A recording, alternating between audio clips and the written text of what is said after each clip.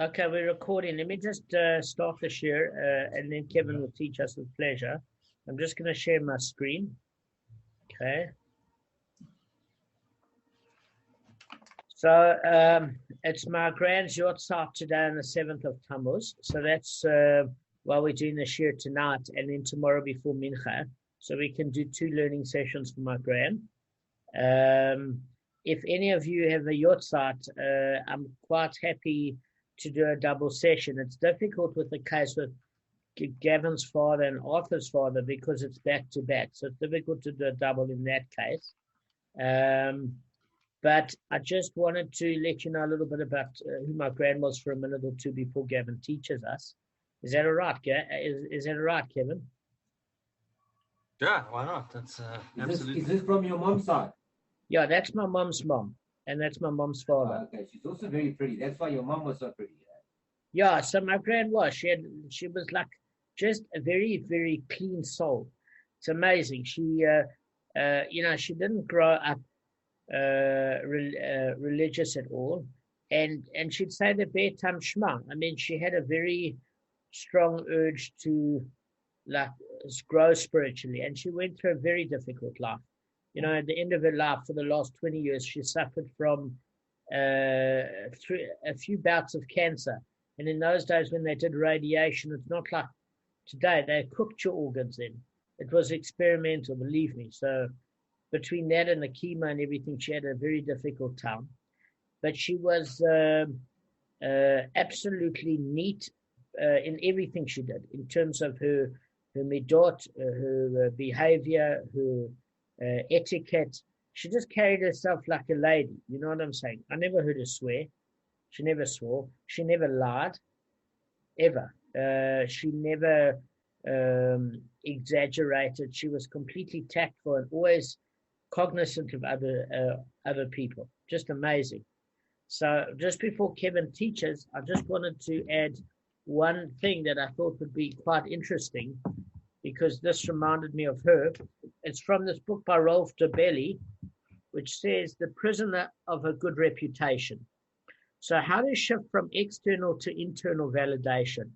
So I've got a question for you guys that the book poses. It said, which would you be rather?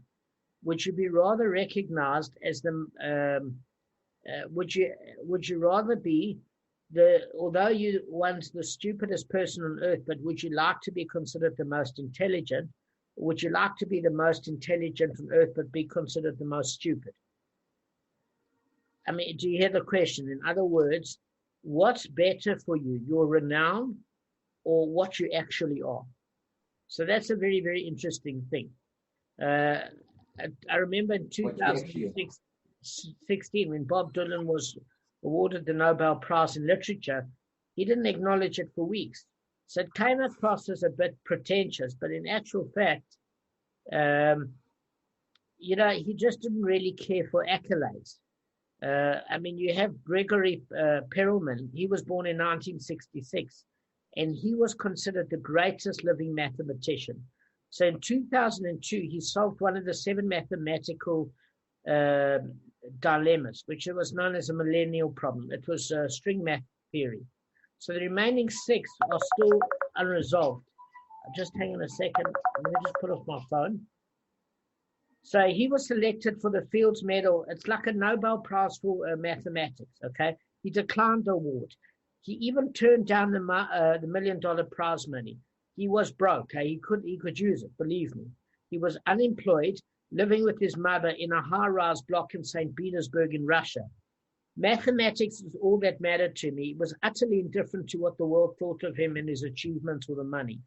But his math theories were single-handedly used throughout the world to solve everything from medical dilemmas to space-age technology. And he could have made tens of millions of rand, but he wasn't interested in any of it. The only thing he was interested in is helping mankind. And I just wanted to read those 2 things just to give you an idea that I think often, myself included, we worry about what other people think of us more than what Hashem thinks of us. And the most important aspect is what Hashem thinks of us. Would you like to teach us, Kevin? Sure. Okay, so continuing with the Hang on with your halacha mom. of- We need to do for the cholim, including. Oh, yes, okay. And tell me the other names as well. Like so this is for Refuah Shlema, for Shifra Simcha Bat Yeta, and Galia bat Sarah, and Sarah bat Tuvia. okay, and all other cholim of Klal Yisrael who should have a speedy Refuah Shlema. So continuing with the malacha of cooking, which is called mivashel, and it's to cook is levashel, so that's where the word comes from. The second part is the differences between solids and liquids. Okay. In applying the rules of this malacha, solid foods are regarded as being different from liquids for two reasons. Cooked solids always remain cooked. After solids have been cooked, they cannot be cooked again. But liquids, after cooling down, are considered to have returned to an uncooked state. One should avoid mixing a cold liquid with a hot substance, even when the cold liquid had already been cooled. Example, a cooked chicken, even if it is cold, may be put into a pot of hot soup which has been removed from the flame. But this may not be done with a cooked liquid, such as water, which has cooled down. Second part, fall of temperature and the cooking effect. Hot liquids fall significantly in temperature when they are transferred from one utensil to another. Hot solids, however, tend to retain their heat for a longer period. So one should avoid mixing them with uncooked items, even after they have been removed from their source of heat. Example of this is one should avoid putting hot cholent together with an uncooked sauce, a hot potato with butter, or hot fish with mayonnaise, even on one's dinner plate, unless such solids are no longer hot. Okay. When it would actually start cooking it. So, like rice you haven't got a problem with, or even rice if it's hot, it's not going to cook. It's one of those things you can like put tomato sauce on, Sure. Won't cook it. Oh. Yeah. Okay, there's another. It's continue. We'll continue next time. Just otherwise, it's too hot. It's too much information to absorb. There's quite a lot actually. So Yeah, you have to break it into sections, otherwise you won't finish your shiur. yeah, Okay. Thanks, Kevin. there's too much on our plate for that, Gavin. Okay. Is that a cold plate or what is it? So listen, in terms of Derech Hashem, I'm only going to do it for 3 minutes because we're running out of time. So we're in chapter 2, the purpose of creation. God's purpose in creation was to bestow of his good to another. God alone is true perfection, free of all deficiency, and there is no perfection comparable to him. Any imaginable perfection, with the exception of God's, is therefore not true perfection. Other things may be said to have perfection, but it's only relative to something less perfect. Absolute perfection, however, is only that of God. Since God desired to bestow good, a partial good would not be sufficient. The good that he bestows would have to be the ultimate good that his handiwork could accept. God alone, however, is the only true good, and therefore his beneficent desire would not be satisfied unless it could bestow that very good, namely the true perfect good that exists in his intrinsic essence. So this is true in another way. True good exists only in God. His wisdom therefore decreed that the nature of this true benefaction be his giving created things the opportunity to attach themselves to him to the greatest degree possible for them. Therefore, even though created things cannot emulate God's perfection in their own right, the fact that they can be attached to him allows them to partake of it, since they can be considered part of God's perfection as a result of their association with him. They can derive pleasure from that true good to the greatest degree possible for them. The purpose of all that was created was therefore to bring into existence a creature who could derive pleasure from God's own good in a way that would be possible for it. So what we're going to discuss another time, we've only gone through it for a minute and a half, is that in order for man to basically be worthy of the good he receives from Hashem, He cannot be like a beggar that gets a gift that he hasn't merited. In order that man has his dignity intact, he has to earn his reward. And how he earns his reward is the opportunities to do mitzvahs and learn Torah, and to set his mindset in a way that he tries to eliminate almost, how do I put this, a selfish motive for doing good. Why? Because sometimes when we do good, we feel good about it, which is natural, because it's a way, it's almost like giving a kid a dessert to have main meal, is that the better you feel about it, the more you want to do it. But as its true essence, the reason it describes us as not being able to have perfection in this world is that every good that we do, even ultimately, we still derive some sort of a benefit from it. And in order to merit partaking of God's glory, it would be to a certain extent to earn it. So therefore, Hashem is giving us opportunities to earn it. So it's not a free gift. It's something that we've accomplished with hard work, and we can be proud of and not hold our head in shame, as the Ramchal said. So we'll go through what this means and the opportunities available. The only thing I did want to leave you with in terms of a good note is that as far as Hashem is concerned, that how do I put this in a tactful way, is that I think the problem is sometimes I've heard a lot of from Shurim that says you're going to get great reward in the next world. So if you're going to visit your parents because they're sick, because you're going to get great reward in the next world, are you doing it for you or are you doing it for them? So sometimes I'm not mad. Yeah, Gab, I agree it's bad, but it's kind of, I'm not mad about the way a lot of from Jews sell it.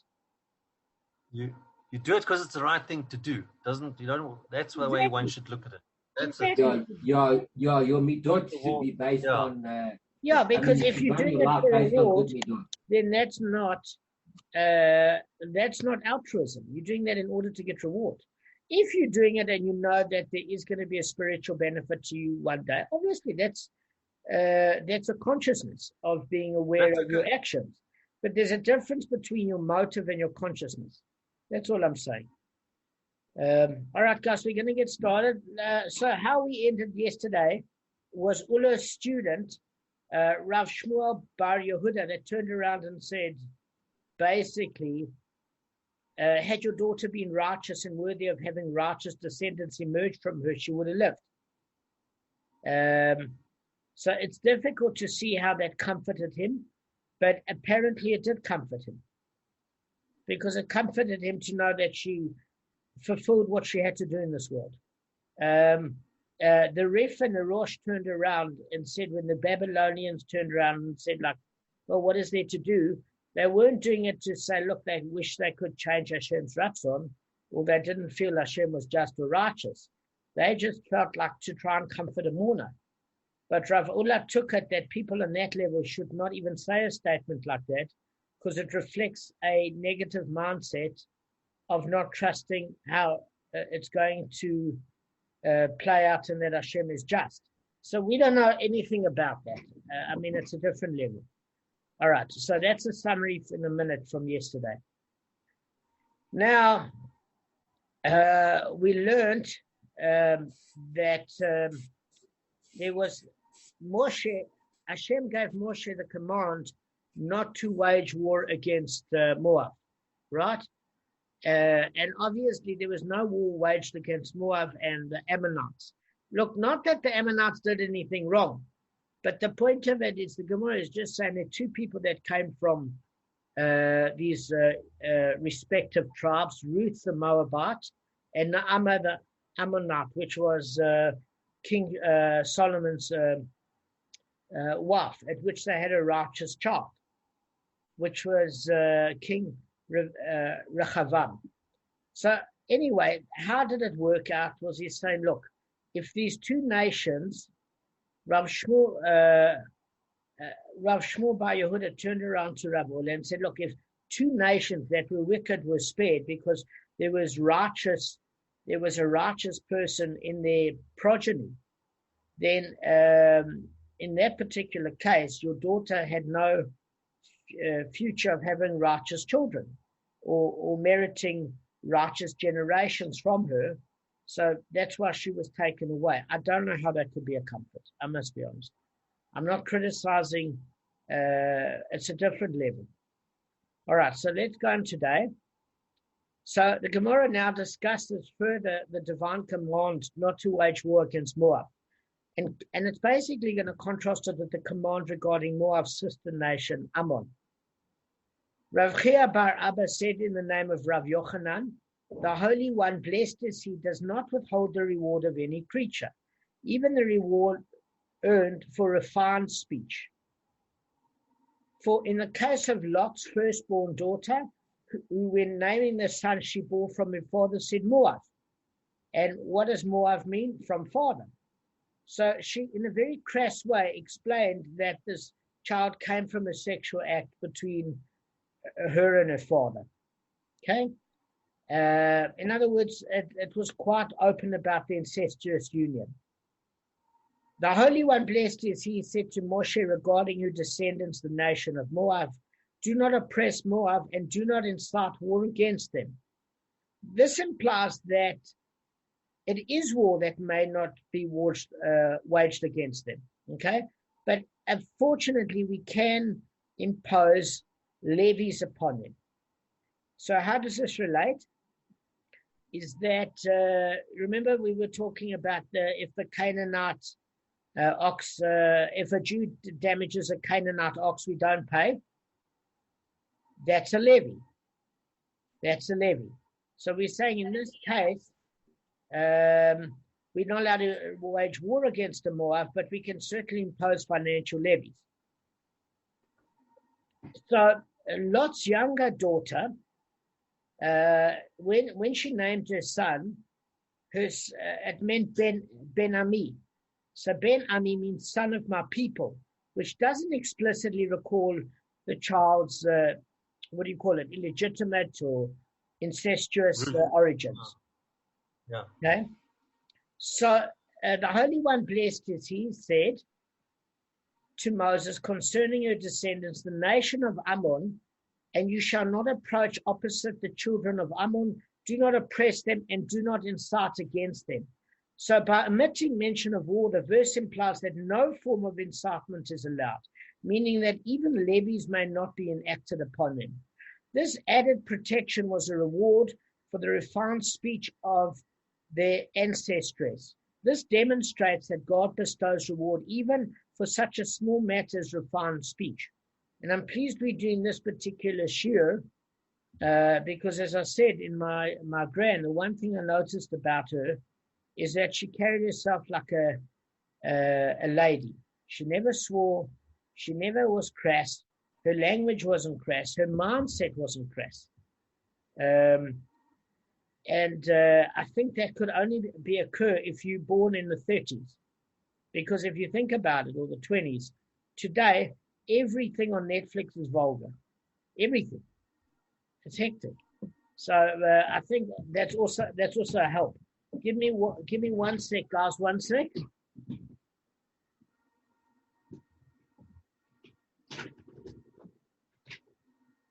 Give me like 2 hours or so. Martha, don't elbow the cat. It's like right behind you, eh? You have to do COVID. You have to use your elbow. So one time where you can elbow your cat. All right, now, guys, there was something I wanted to ask you. This was in Bereshit chapter 19, okay? Now, one thing, do you think what the daughters did was correct or not correct? Art, what's your opinion? You're on mute. You're still on mute. Can't hear you. Man, I got my son in here distracting me for a second. Sorry, he's getting throat medicine from me. No problem. So carry on that again, since he was trying to steal money from my drawer, a whole 5 shekels. You know, trying to steal it from me at the same time while getting medicine. Yeah, All heads up. Next. Okay, so do you think what Lot's daughters did and the father did was, do you think Do you think what they did was good or bad, or what's your opinion, Art? And why? You like to answer these questions, huh? Yeah, I want to know if you prepped. I didn't prep that much on this one, Damon. And I always will find out. No, jokes aside, I prepped more than most of us. I'm not both. I believe that the opinion wasn't right, and they should listen to their father. But that would mean nothing. No. I'm saying the fact that they had an incestuous relationship with their father, was that totally bad? Was it not bad under the circumstances? What's the story? At that time, they believed they were the last people on earth. Yeah. And therefore? That was the difference. Didn't you offer? And therefore, it wasn't improving the. I did a bit of preference, but I know you did. But they believed that they didn't do it because they found their father attractive. They thought they were doing it because they were continuing the next generation because there's nobody left. That's dead on right. So they didn't do a sin. In fact, they did a mitzvah. They actually did a mitzvah because the Gemara actually says that daughters, exactly as Arthur said, assumed that the entire world had been destroyed. Okay, they were in Sodom, and that they thought they were the only survivors. So to ensure the perpetuation of mankind, the daughters contrived to get their father locked drunk, and while he lay senseless, they initiated sexual relations with him. The elder daughter lay with him on the first night, and the younger daughter on the second. Lot impregnated both daughters. So the elder named her son Moab, meaning from the father, and the younger was named Ben-Ami, meaning son of my people. So obviously Rashi said, by naming her son Moab, the older daughter spoke without refinement, for the name brazenly record the illicit act by which she was conceived. Now, it doesn't mean that. Yeah, it seems like a bit of a contradiction because of the illicit. Yeah, so what it means by illicit is it wasn't. Let me give you an example. How do you think Cain and Abel managed to have more children? They had sisters. But in those days, it was allowed. No, it wasn't. The Torah was given. No, it wasn't. Was it never allowed? No. I thought it was. I thought you could go with family before. So this is the case. The 7 universal laws, the Noahide, sexual immorality is one of the prohibitions. Incest is prohibited. So this is part of sexual immorality. Yes, but it wasn't prohibited at the time when you had Cain and Abel and their sisters, because they needed to populate the world. It became prohibited when you had alternative choices. Okay. So If you're on an island and you think you're the only people around. Exactly, Arthur's correct. So at the end of the day, bottom line is that they didn't do an Avera, they did a mitzvah. The problem is that she didn't have to be crass about it in terms of her description. That was the problem. That exactly was the problem. So, But where's the? I was going to ask you something. I just want to play devil's advocate for 1 second. I know the story quite well. One of the things I did read this as well. One of the things I wanted to say on this specific matter is it sounds like a lack of bitachon on their part and on the father's part. I mean, they should have trusted if it is the end of the world, Hashem will take care of it, not them. They don't need to do it. Just saying.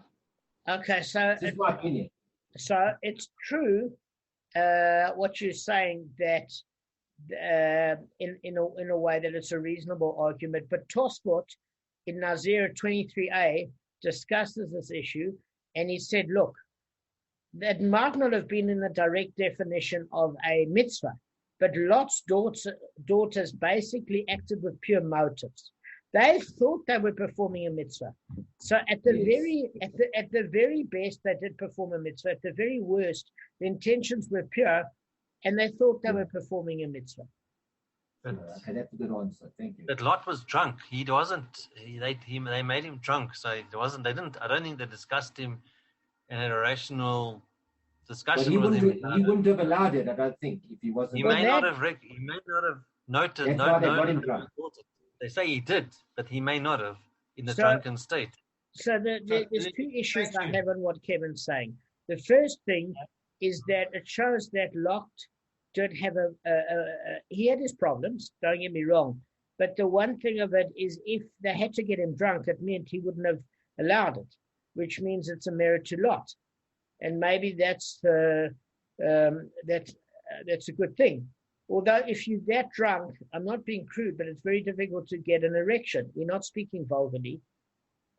So I don't know if when they said drunk was just drunk enough not to think of consequence and be super sharp, or how drunk he was. Okay, on so Purim, Damon, they say people supposed to get drunk to not know the difference between Mordechai and Haman. Maybe he was in that state of drunkenness. Well, didn't Haman draw lots? Yeah. Well, he drew straws. About drinking. Yeah. Yeah. Not on mute. The thing about drinking, they actually found out that people actually, if they drink excessive amount, actually have what they call a blackout. They can be fully conscious, but not remember a thing afterwards. Like it affects their. It's autonomous. If you've had more than 7 or 8 drinks, it starts getting a lot, You blank out. Take as much as you think.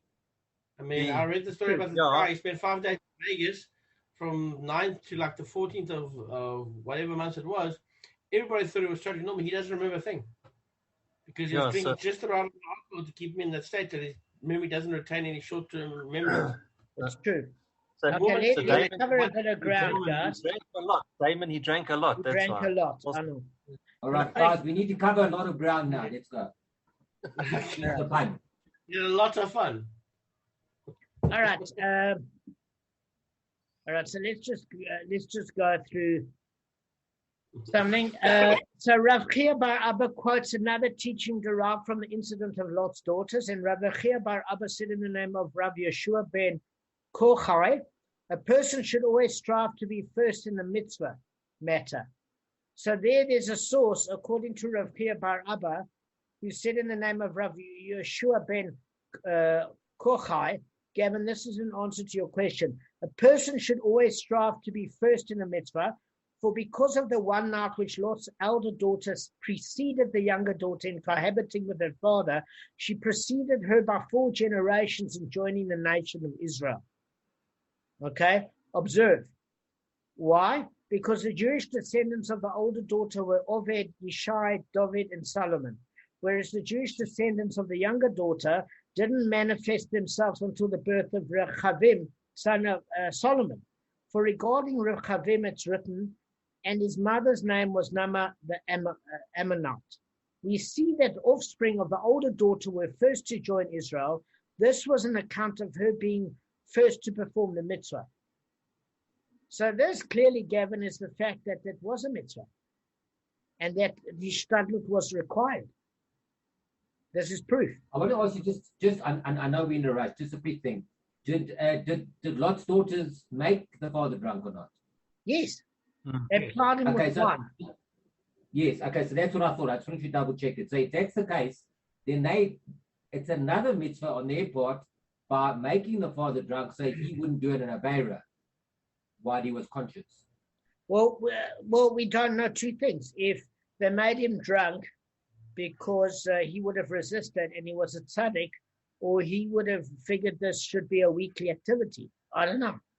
But I'm assuming that if he grew up in the house of Abraham, he was an upstanding guy in many ways. No, only half, because he also went to Lot. I mean to what was that place called? Arthur laughed. He understood what I was saying. Sodom. All right, guys. All I'm saying is, Gavin, this is in response to your question, that there are 2 opinions in the Gemara that are concurring that the daughters did a mitzvah by taking on the hishtadlut, and it wasn't a lack of emunah.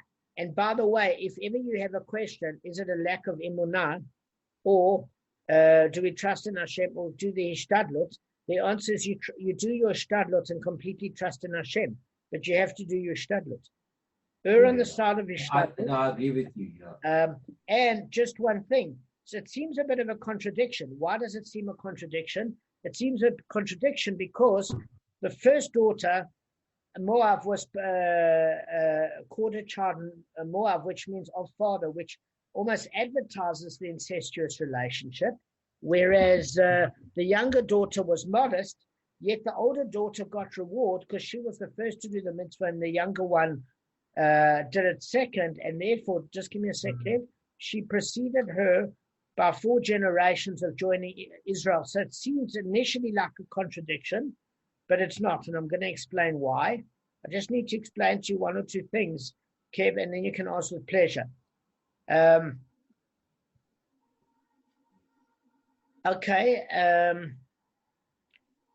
the Mahasha writes that the 2 statements of Rav Chia bar Abba, one praising Lot's older daughter and one denigrating her, are in no way contradictory. She's commended for acting expeditiously in performing the mitzvah, but is condemned for lack of refinement in speech. So that makes sense. There was a reward and punishment. And it's completely the case where most of us do good things and we do things that are not so good. Yeah. So it's not a contradiction that you can have both sides to your nature. Kev, you wanted to ask something. Yeah, so you're talking about she performed the act, so to speak, with alacrity. Like on a Friday night, if people they pour Kiddush after Kiddush, you must drink the wine first. Don't pass it on. Do the mitzvah as soon as you can. Absolutely. That's actually a good halacha, is that you don't pass it on. You're the first one to take the wine. Kevin's 100% correct. Okay. So how does this relate to the Mishnah before we end it, and we'll send a quick link? Is very, very straightforward. We're talking about what happens in consequence of the progenitors of a particular nation, and that certain nations have consequences with their relationship with Klal Yisrael. And we learned that there's a penalty of Moab, that we can charge them financial penalties, but we can't do that with the Ammonites because of their refinement in speech. But Moab, for all their lack of refinement in speech, were merited to join Israel 4 generations earlier because she was the first to perform a mitzvah. So, the Kuthians. Okay. Kuthians. All right. So they basically came in a pagan group, and they came from the Syrian emperor Shalmaneser, from their native Kutha, and from other areas to populate Samaria. So, as you know, Samaria in Judea is that kind of like question mark area, but biblically it's Eretz Yisrael, believe me. So it was left desolate by the 10 tribes, or the exile of the 10 tribes. So that's Rashi's commentary on the 2nd book of Kings, chapter 17, verse 24. But the Kuthians' failure to serve God of Israel, they were plagued by lions. Okay, so the attacks that they were attacked by lions all the time, and that's what made them convert to Judaism. Now, from what I understand, is that if there's an exile, non-Jewish nations can't live in Israel in those days without converting. So even though the 10 tribes were exiled, in order for them to take over that Samaria area, they had to at least get rid of paganism.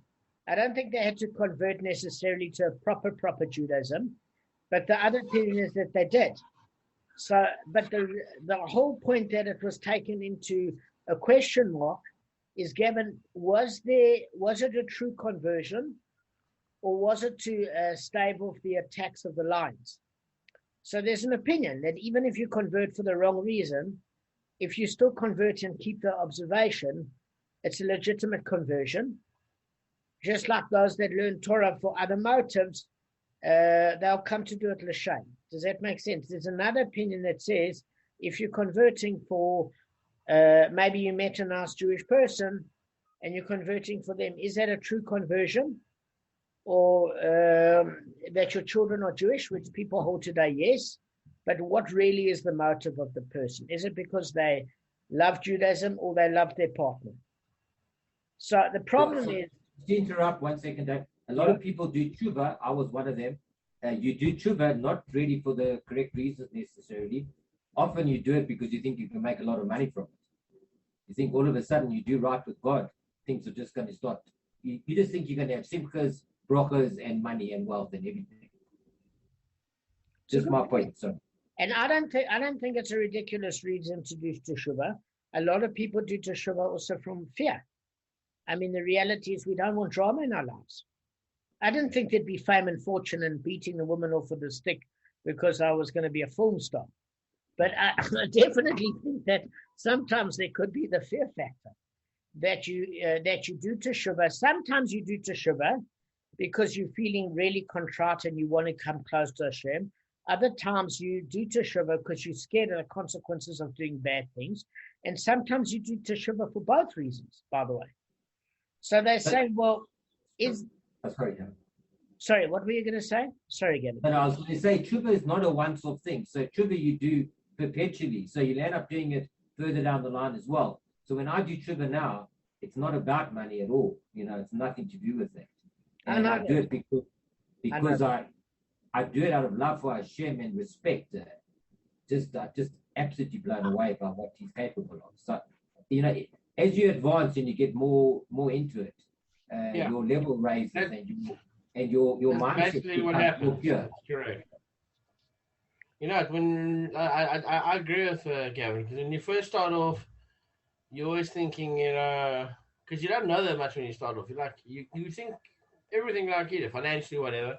But as you start realizing, you get deeper and deeper, and the more you study, you start realizing that the financial side, though it's important, is not the main reason. And it might never materialize because you have no control over it. That's the major thing that you learn as you go along. I do think, though, that Arthur and Gavin are completely correct.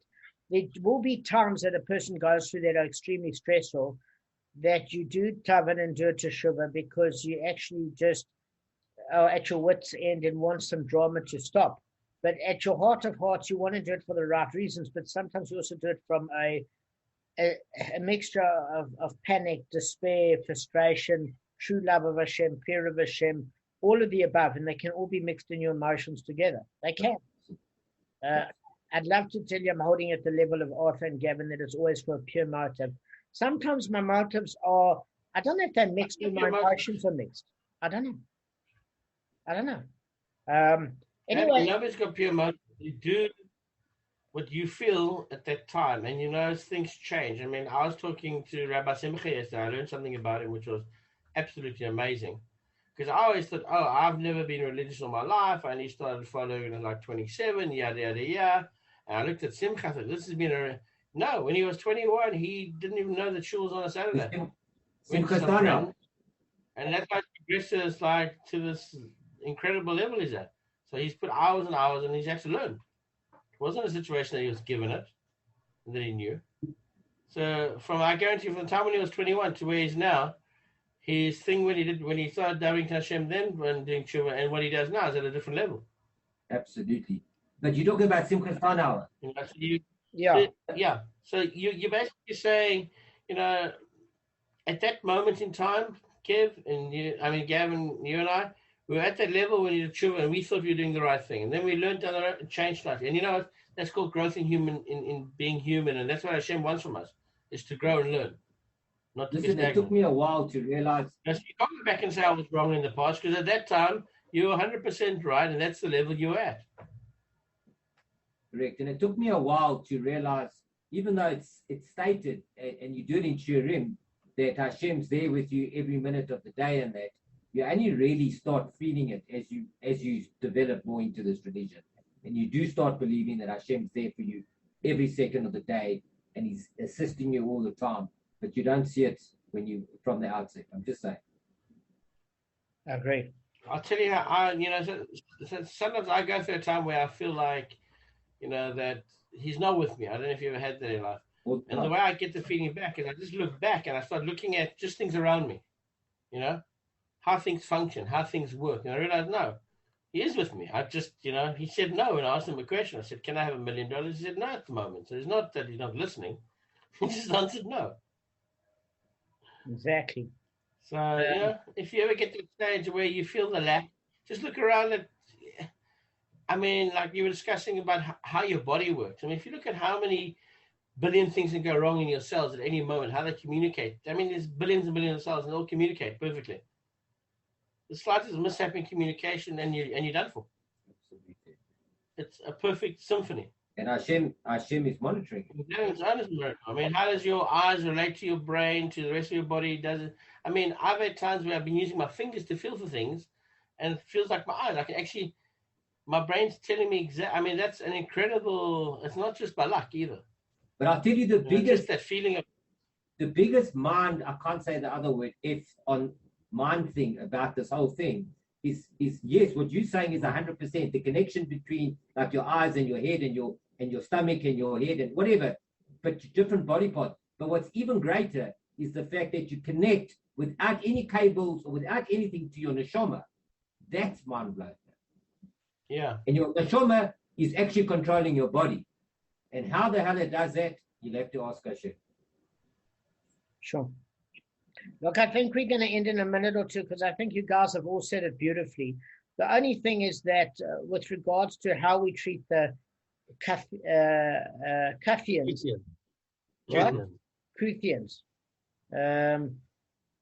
is a tonight dispute. It's in Kedushin in the 75th daf. It's in Chulin in 3b and in Sanhedrin in 85b.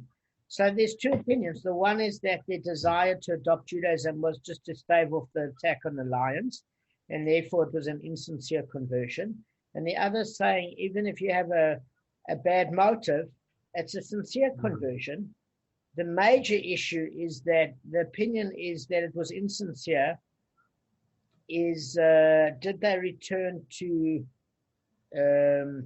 as long as they didn't return to idol worship, it's considered sincere, even if the original motive was self-preservation.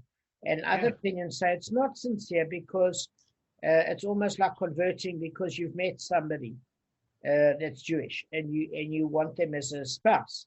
So there's two opinions. I think we'll end off on that. Now, Kev, you were going to say something, yeah? This wasn't a eureka moment, but they say. Also, let's say they may have converted. Let's say their motives may not be 100% pure. Okay, let's not talk about the Kuthians, but let's say somebody is not so into doing a mitzvah. They say just repeat it, just keep it. Eventually, the habit you'll understand. You'll appreciate it more just by habitually performing an action, a mitzvah. Yeah, like even. Karen. No, Karen. Yeah, that's it. Okay, what do you want to say? Yeah. Okay, so I'll give you an example. When I first started doing this thing with this guy, right, and I'm helping out now 4 days a week for 5 hours, I was not sure I could give him 5 hours of my day. It was the hardest thing for me. I actually wasn't going to do it in the beginning. I thought, never mind this. I got to focus on other things. And then I thought, let me see what I can get out of it. The money's not great. It's $2.5 a month. That's not. I'm not doing it for the love of the money. It's not going to pay, my rent is 4 here, let's say 5 with a loan and all that stuff. So it's half the rent. It's not a great sake for, the 80 hours I give a month to it. But the job satisfaction and really coming up with this guy and helping him solve his problems, seriously, Dams, I actually sit there massaging his hand with trauma because nobody bothered doing it. He had trigger finger in his left hand, which is his main hand. He every time he held the stick, it locked. So I used the trauma. He said, it's fantastic. I solved that problem. I made sure that all the stuff that was missing, like, for example, I pushed to have his cupboard fixed. They tend to slack off unless you're on top of things, And I said to him, I'm trying to convert this place, not in a place for you to live, but to make this your home. And I said to him, it's a small thing. Your simple thing, like being able to get to your wallet and your cell phone on your own, without having to struggle, is a simple thing. A simple moon bag solved that problem. He's blown away by this. This is fantastic.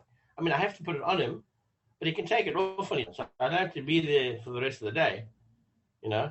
Sure. Putting it on is a bit more difficult, so you just click it on. Once it's on, he carries it around the whole day, takes his wallet out when he wants to, has his cell phone. He doesn't ask me to carry things anymore. He likes his independence. And, you know, a lot of people, when they look after elderly, and I had to get over this as well, is you want to do everything for them because you feel like, you know, and they're pretty much able to. So I let him do whatever he wants. Even when I go into, like, he likes to go for coffee, I say, you pick the seating. You walk to the seat, I'll follow you. I don't pull out his chair. He does it himself. He sits down himself. Okay? Because he can. And I've learned with him. When he walks, he'll tell me when he wants my help. Like, he gets to a curve and it's a bit hard for where he had his stroke, okay, to get down. He'll say, okay, I'll take his arm. He comes down. But other than that, if I do that maybe 3 times a day for him, it's a lot. The rest of the time, we're walking up and down hills. The guys come down from 38 size to 36 size in 3 weeks with me because I walk in so much. So, like, we actually bought a belt with a 38, right? Israeli 48, but it's a 38. And within 2 weeks ago, he bought the belt. We had to go back to him today to get the belt fixed, another 2 notches. It was 2 notches before the end, and now he had to make it another extra 2 notches on there. And he took his other belt as well because he just, lost so much weight. And the family said they can't believe that the guy's walking so much. And he loves to walk and be out there. It's just his lifestyle has changed. I mean, the guy's smiling. I watched Monty Python. He loves Monty Python. And he loves all those shows. So, you know, the guy's laughing all day. It is kind of funny watching a guy laugh out of his box because it's like, and you're expecting sound, but you don't hear it. But you can see he's happy. Sure. And it's very cute. And he's a really, really nice guy. He's had a very hard life. I mean, 2 of his kids were killed from his second marriage. But one was murdered in a jewelry shop in South Africa when she was 27. And then his son died of an overdose 7 years later from his second marriage. You know? But he's actually landed up with 6 kids. From the first marriage, he had 2. From the second marriage, he had 2, which both died. Or they're both dead. And from his third marriage, he's got 2 stepchildren. And each marriage, he lasted longer. His first wife married 5 years, second one 15, third one 21. And he said to me 4 months ago, 6 months ago, they discovered she had cancer. And within 4 months, she died. And they thought he was going to die because he had cancer of the voice box. Jeez. You know? And he's come right. How old is he? He's 81. He's 2 years younger than my dad. So now I'm also doing where I've asked him if I can clean his throat because he's got a hole over here, right? And he gets a lot of phlegm. He can't cough like you and me. Okay, so stuff comes out of there, doesn't come out of his nose. So they actually showed me. So nobody told me that this must be done. They all thought it was being done because he's in the new home. And this guy's like gagging on his saliva, and we couldn't work out why. We thought he was having too much milk. Meanwhile, you know, you go in there, takes the thing, there's a hole, it's a little flesh hole over here. It's kind of scary the first time he said, but now it's like, doesn't bother me. I mean, I go there, I clean him all the time. And all you do is you put this thing in and it just catches the saliva or the whatever's in there with a bit of water, and he just coughs and it catches it, sucks it out. And then he's fine for the day. It's supposed to be done daily. They were doing it twice a week. Can you imagine you need your saliva sucked out daily and they're only doing it twice a week? Jeez. The poor oak was like, we couldn't understand why he was, you know, he couldn't breathe properly half the time. So I've made sure that everything, I mean, they can't believe what I'm doing there. I mean, I said, because I genuinely care for the guy's well-being. He's a really, really good guy. And I didn't think I'd be like this. I thought I was, you know, the first time we met, he didn't like me. I said, he doesn't want me. Then he got to talk to me. And now I'm the only guy that can massage his hands. I mean, I even got them to put cream in it. I said, look, you check the guy's arm where he's got this, on this arm here. Because it's, you know, like this the whole time, okay? It's all bent. He never moves it. So all the hair's been worn down. All the skin's like raw.